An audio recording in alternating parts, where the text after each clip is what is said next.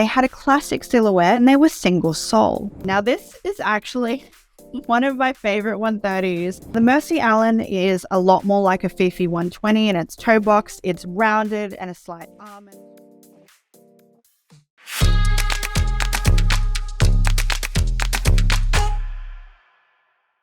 Hi you guys, and welcome to today's video. I'm Edwina, Louboutin obsessive and the proprietress of the highest heel shop, where all I do is all Louboutins all day.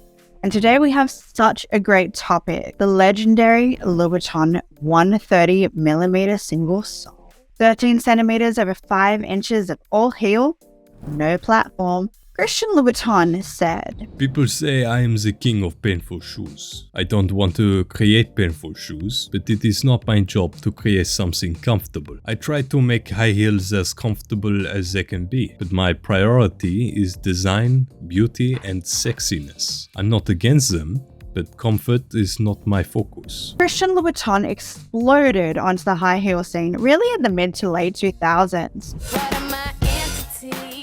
He displaced the former heel king Manolo Blahnik. This was the brand for it girl Sarah Jessica Parker.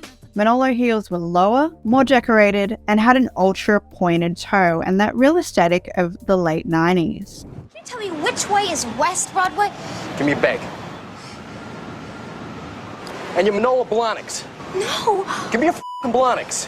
Then the 2008 recession pushed heels ever higher, and Christian Louboutin came into the spotlight. Ultra high heels are where the brand would really shine. Right onto the red carpet, actually. This is what happens when one of the most sought-after shoe designers, Christian Louboutin, throws a party in Hollywood. It really did just suddenly appear everywhere, and then every it girl you knew was wearing Christian Louboutin. When Zendaya wore the Hot Chick 130 on the red carpet, her stylist recalled she put them on and said, "This isn't so bad." Literally 8 minutes into the walk to the carpet, I was holding her up because her legs were buckling. She got to the carpet and you'd never know. She did the carpet and she walked off, and we had to carry her a little bit until she took the shoe off. But she did it. Louboutin was the first modern brand to create sky-high heels, and they weren't clunky, they had a classic silhouette, and they were single sole. They had steel shanks and pins to support the wearer. I remember reading once that people's impression of what is aesthetically beautiful is formed in their late teens and early 20s. I suppose my lifelong obsession starts there. I remember devouring magazine photos of Dita Von Teese, who was one of Louboutin's early muses. When I was growing up, he was called the king of the unwearable shoe. And for me, there's that real connection with not knowing how to be that it girl, but very much wanting to be her. The unwearability is definitively proven true by his range of 13 centimeter heels. Now for reference, there are only 8 of them that have ever been made. It started with the Hot Chick in 2012. Isn't she elegant and beautiful and so sexy? Then others swiftly followed. The Merci Allen in 2013, and then the Sonora in 2013 too. Then there was the Swiftonetta Booty, which I think was in 2015. The Hot Wave came after that, and that was the, your Hot Chick open toe. And then it was the Fetish 130 at the end of 2015. And then there was a big hiatus. Louboutin didn't make a single sole for a really long time. Finally, there was the Pinapina just last year in 2021. None are currently in production. They are all no longer made, which adds to the mystique. It really is a kind of mystique that hovers around these styles. Now you can make a special order, but it's a complicated process that can really be intimidating. And while it is certainly possible to build that kind of relationship with a sales assistant with the brand, it definitely takes work and is a little bit like chasing a Birkin and Hermes in that way. Let me know in the comments if you'd like to see a video on how special orders work. Bottom line, all of the 130s are hard to find on the pre-loved market, and believe me, I know, I'm always finding them at 2 a.m. I miss sleep, but clearly I'm crazy and I love shoes more. Okay, let's break it down and talk about each of the 130s and how they fit, so you don't buy a shoe you can't wear. Now let's start with our most viral and well-known. The Hot Chick is really long and narrow, and that suits your woman who wears your So Kate or your original Girl 120 regularly and with aplomb. You're looking for that Kate Moss super narrow, super long-toed foot, which is really, really comfortable and has a narrow heel. Generally, I'd find that if you have a wider toe box or you need a little bit more room, These come in a really stiff patent. There's not a lot of flexibility even once you've broken them in. I definitely recommend if you wear a Socate true to size, so say you're a US 7 and you wear a 37 Socate, that you would be able to wear a hot chick in a 37. If you don't wear a Socate true to size and you size up a half size, then I would definitely say that it would be a good idea for you to go up a half size in the hot chick. If you have a really wide ankle at the back as well and the wide heel, definitely consider a half size up. Next up, let's talk about the Merci Allen. The Merci Allen is a lot more like a Fifi 120 in its toe box. It's rounded and a slight almond. So if you tend to wear your simple pumps, your Ron, your Durissima 120, or your Fifi 120, this is a really great shoe for you. It matches a slightly more conservative look and the heel pitch is not as strong in the Merci Allen, so you don't have as hard an angle for your ankle to meet. I would definitely say if you have shorter, wider toes, that this could work really, really well for you. If you have long toes, go a half size up. I've found from customers that have bought a Merci Allen and have got really long toes, you will find this a little bit harder to wear if you go true to size. For personal reference, I wore these when I was 33 weeks pregnant, so I'm definitely a massive fan. I'm definitely feeling this look. 130 Merci Allens and 33 weeks pregnant. Not bad. Oh, next I've got to talk to you about the Allenissima. Now this is actually one of my favorite 130s and people don't buy them and it makes me really sad because it's the dark horse of the 130 world. But it is such an elegant sling. It's got great toe flexibility, so if you push on it like this, it has give, which means it gives you a little bit less of a stiff shoe to deal with when you're learning to walk in your 130s, which I definitely recommend. It has notches at the back, so you can actually tighten your ankle strap, which I think is really great. And it looks fantastic with evening wear or jeans and a t-shirt, which can't always be said to be true for a 130. It comes in black, gold, and a purple and white floral satin called Maxi Fiori. And it's just really, really pretty on. I would say with these, unless you have a particularly wide foot to go true to size or only a half size up, any more than that, and the tabs here where you can tighten the back only go by 3, so you would have to add more. Next up, let's talk about our Hot Wave, which I've got here in a gorgeous size 40. This is a hot chick in spirit, in wear, in stiffness. It's got that stiff patent that doesn't give a lot even when you break them in. There's a little bit more toe flexibility, but this narrow strip of toe box across here, it's a little bit narrower even than a hot chick, so don't make the mistake of thinking, oh, I can just size down because it's an open toe. Unless you are very well practiced, you probably can't.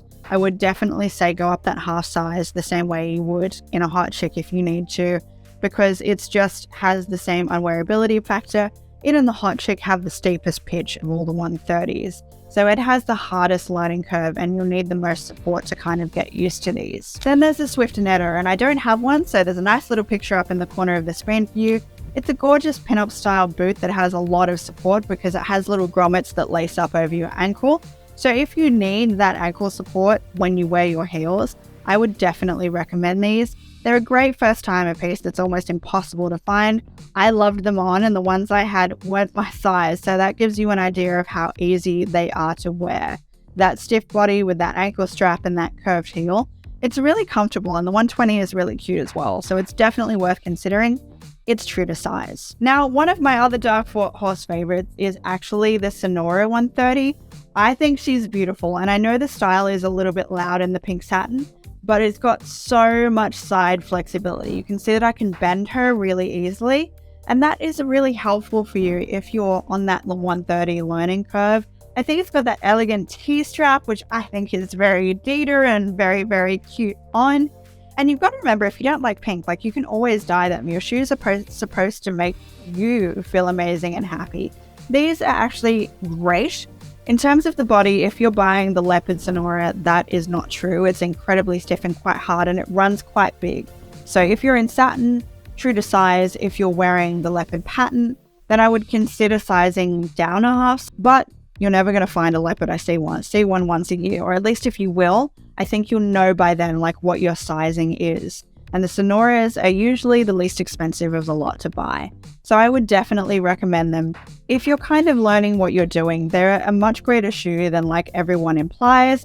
And I definitely think that they're really wearable and really cute. definitely consider that, and it goes well with both a long or a short toe box. Next up is the Fetish 130. Now I'm showing you 120 because that's what I have in the store. I love these. These are actually my favorite 130 and I'm dying to find them in my size, but in the whole time I've had the store, I've seen them twice and both were really big sizes. They were produced widely in the 120, which you see here. They've got this gorgeous little bow and the dorso toe and then the open sides, but they have that super satisfying ankle strap to give you that support. And if you wear dorsos a lot, these will really suit you well. The toe is the most flexible of the lot. You can see when pushing there. As you move, you will find these very, very easy to wear. They're such a great shoe. They come in nude and black, so there's no patent in these, unfortunately. But they're really, really gorgeous, and there aren't as many 130s on the market as you might hope. So if you see one, for God's sake, buy the shoe. They also kind of have a special background. There was a fetish artist called John Willie who was drawing women in fetish shoes around the time of Betty Page, and he drew these at a time when we didn't have the engineering to make these shoes. Sky-high heels were always closed toe. They had, a lot more support throughout the heel. So Louboutin essentially made a illustrated dream of a woman come true 70 years after the fact, and I think that is kind of amazing. And then last but not least, we have the Pinapina from 2021. Now the Pinapina is a bold mashup of the Merci Allen. You can see how similar they are, although the toe box is a tiny little bit longer. It's definitely made for someone who loves the cartoon art and is happy to wear that out. I know, talking to lots of different people who love 130s, that the Pinapina was the most divisive, and it was the brand's relaunch into a 130 single sole and made a lot of collectors really excited about where the shoes were going and having another 130 in the line.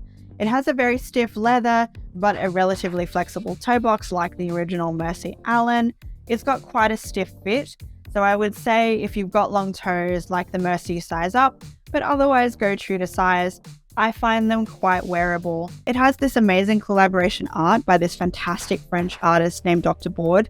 He's on Instagram and we're friends, so have a little plug. But he does amazing commission art and can draw you in this style, as well as has a web store.